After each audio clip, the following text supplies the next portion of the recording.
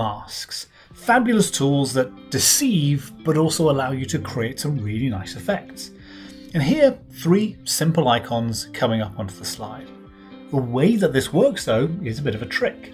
If you watch very carefully those 3 circles and the way that the icons appear on them, you might be eagle-eyed enough to see that they're coming in from the very bottom of the circle. They don't just suddenly appear in the middle.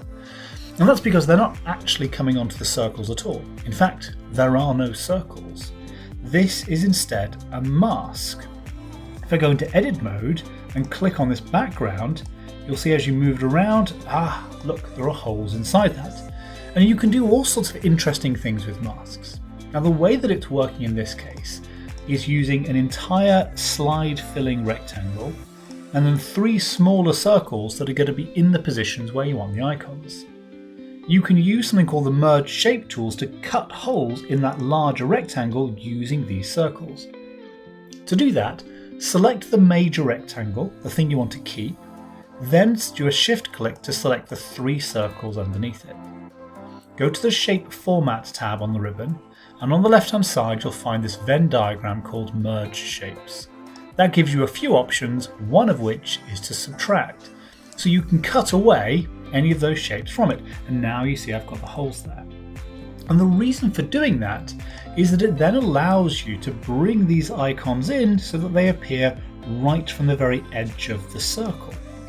In fact, you can do that rather nicely with an animation called a fly in.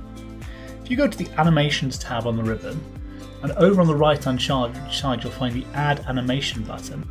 That gives you all these different options, including the fly in animation. And the fly in animation is nice because it allows you to control the speed and the deceleration with which the animations come in. So by default here I've got this added in, and it's going to come in from all the way to the bottom of the slide, all the way through behind the mask, so you only see it right at the very end. And then if you go to the animation pane on the right hand side here, right click on that animation and choose Effect Options from the pop-up menu, what you now get is the ability to control the acceleration at the start or the deceleration at the end. And if you choose Smooth End, maybe all the way across, that now comes in, it just slows down nicely and subtly as you build it in. Do the same thing for these super quickly, add in a fly in animation, change the effect options to be after that. Let's change the timing on these just a touch so that they are a little bit delayed, a little bit staggered. Now in slideshow mode, boom, boom, boom, they come in just rather nicely and neatly.